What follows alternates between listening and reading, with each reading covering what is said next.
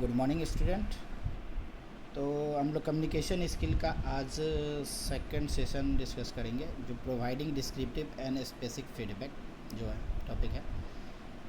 In any communication there are a sender, receiver, a message and a feedback which is interpretation of meaning of on the both end. अब हो इसमें होता क्या है, feedback क्या होता है? हम लोग तो सेंडर समझते हैं, रिसीवर समझते हैं, मैसेज समझते हैं, बट फीडबैक वो होता है कि मान लो हम कभी कम्युनिकेशन में डिस्कस कर रहे हैं तो टू टाइप से कम्युनिकेशन होता है। एक तो हम जो बोले अगर आपको नहीं समझ में आया तो उसका फीडबैक दीजिएगा, या फिर कोई पॉइंट को क्लियरिफाई करना है तो उसके लिए फीडबैक मिलेगा। तो फीडबैक जो होता है वही सिग्नल को हम फीडबैक कहते हैं, मतलब रिटर्न में जो हम सिग्नल देते हैं उसके अप्रॉक्स। तो feedback signal can be verbal such as word of appreciation और non verbal such as nodding. मतलब ये दोनों तरीके से हो सकता है, वर्बल भी हो सकता है और रिटन फॉर्म में भी हो सकता है, वर्बल और नॉन वर्बल भी हो सकता है, दोनों का दोनों। ठीक है। There is also the content of message, the environment in which is given, potential for interference during the sender और receiver. Concept content of message. Next point है हमारा communication cycle. The term communication cycle is referred to the exchange of information between two or more people.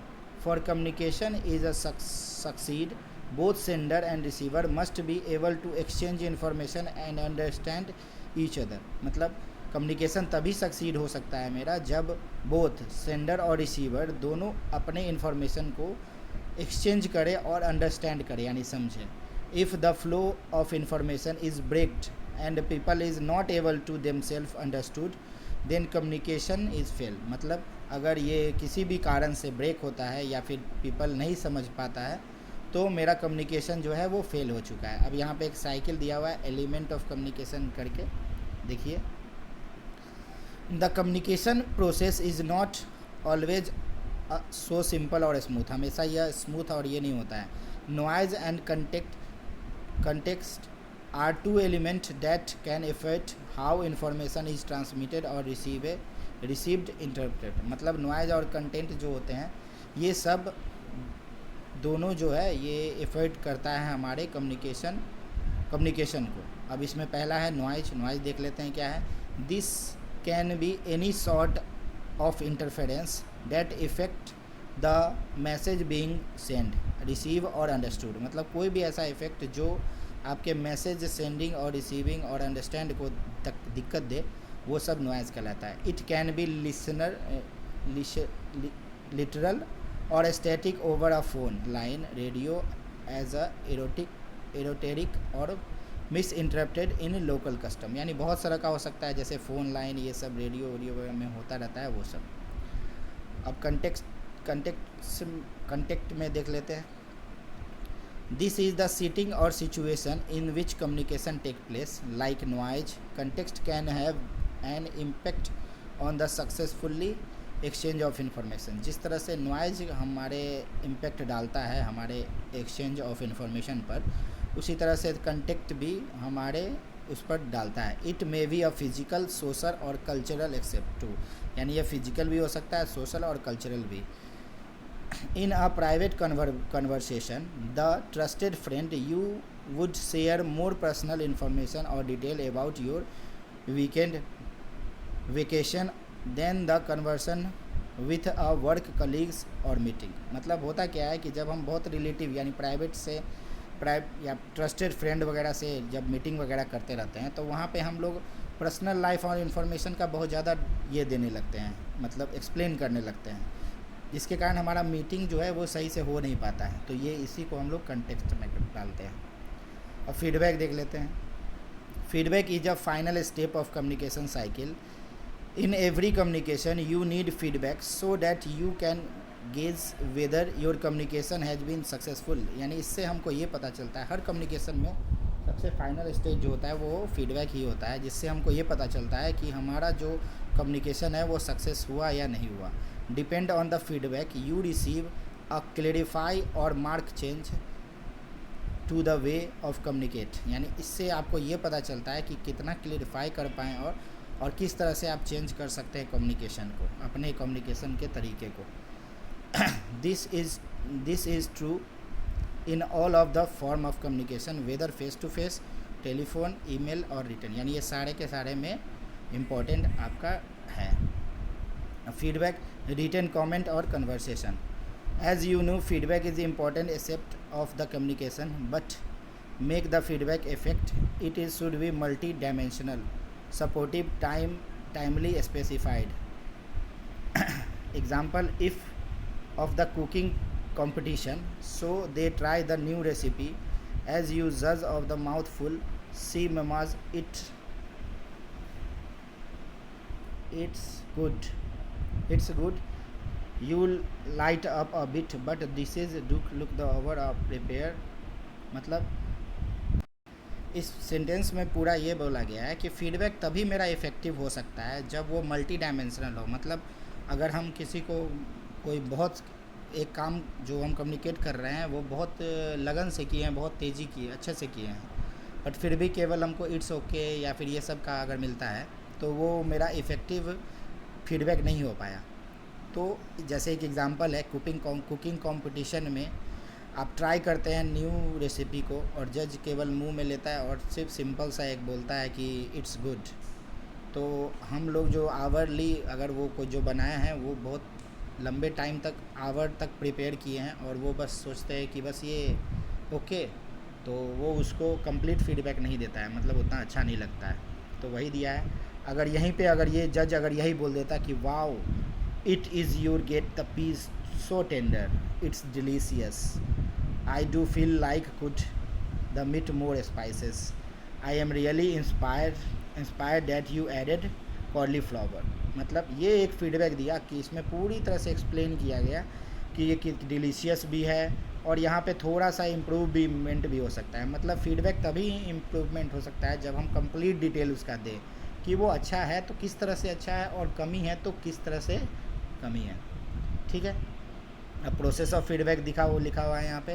Process of feedback, the process of feedback involve of the following step, listening and understanding the message properly, यानी proper तरीके से आपको message समझना और सुनना पड़ेगा। Asking question if your message is not understand properly to get clarify, मतलब कभी भी क्वेश्चन आपको इराइज करना हो, जब भी आपको क्लियरिफाई ना हो तो एकदम एग्जैक्टली करना पड़ेगा। Understand the message in the sense of original instant, मतलब ये हमको समझना चाहिए कि ओरिजिनल इंस्टेंट मतलब बताना वो क्या चाह रहे हैं वो समझ में आना चाहिए।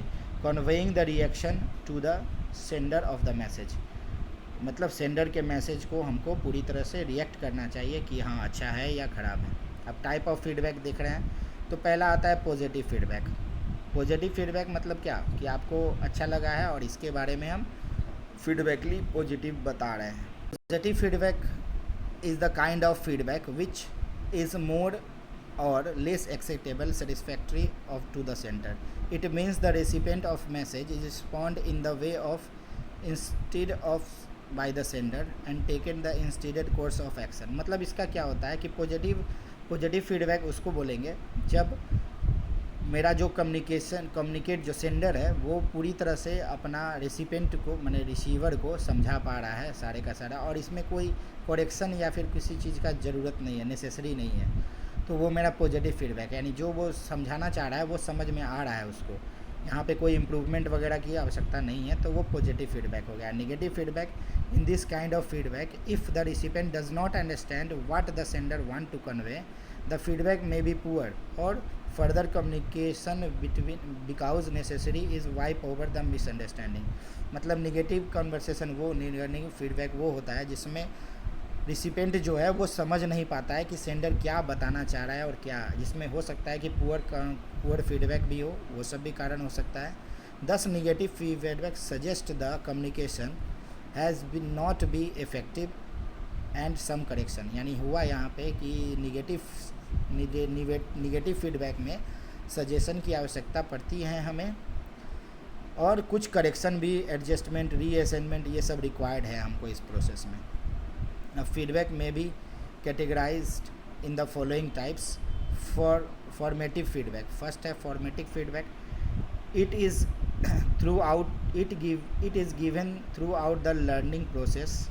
It means to determine how students and progressing through the certain learning goal used to correct their mistake. मतलब सबसे पहले तो ये हमको समझना पड़ेगा कि हमारा जो फॉर्मेशन ऑफ फीडबैक मतलब फीडबैक कैसे मेरा इम्पोर्टेंट है कि स्टूडेंट जो है वो प्रोग्रेस भी करे और उसको लर्निंग में वो अपना गोल भी अचीव कर ले और मिस्टेक को जो है वो ठीक करते चले जाए.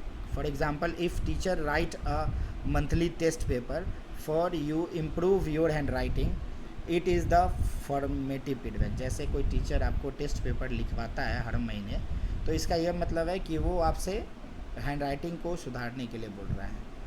अब समेटिव फीडबैक है. It is the given at the end of learning process, यानी ये लर्निंग प्रोसेस के एंड में है होता है. It means the evaluate a person और accordingly rewarded to the good action और पनिश द मिस्टेक. मतलब यहाँ पे आपको ये मतलब हुआ कि अगर आप अच्छे से सीख लिए हैं सब कुछ तो आपको अवार्ड किया जाएगा, और अगर गलत नहीं सीख पाए हैं तो आपको पनिश भी किया जाएगा मिस्टेक वगैरह के लिए. For example, when the teacher give a less marks in the final exam due to bad handwriting, it is the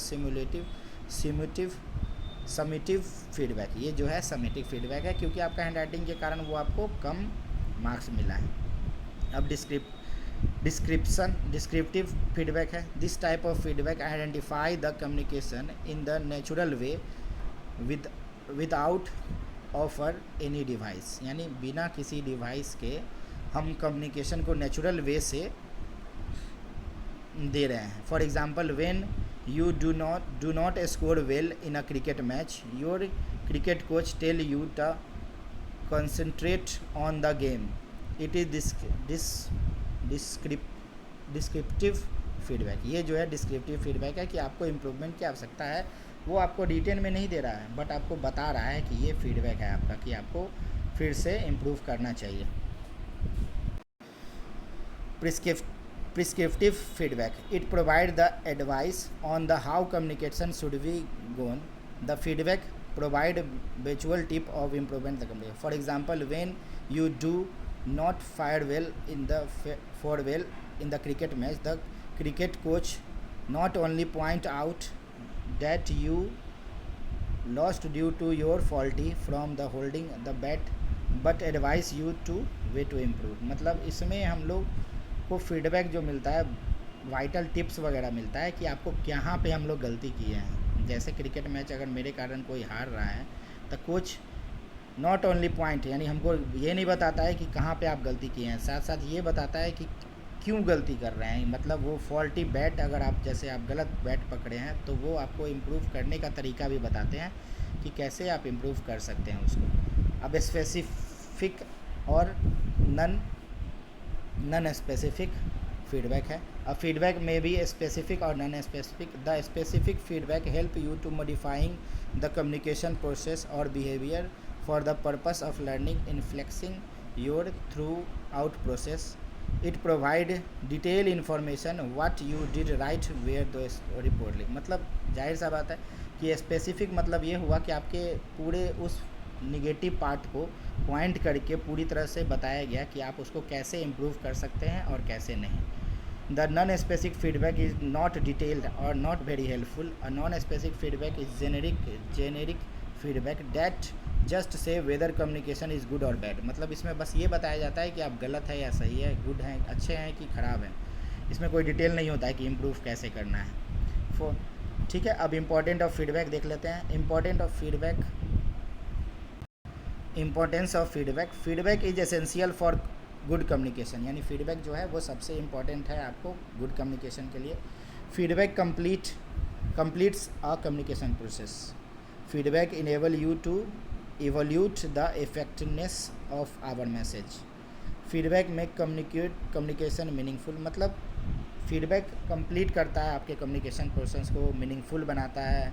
feedback make the sender message know if he और रियली मेक सेंस और what he is communicating. मतलब feedback आपको ये बताता है कि वो clearly वो क्या बताना चाह रहे हैं हमको और आप समझे तो क्या क्या समझे. Feedback is basis of the meaning of effectiveness of communication, यानी वो बेसिक है जिससे हमारा कम्युनिकेशन इफ़ेक्टिव बन सकता है.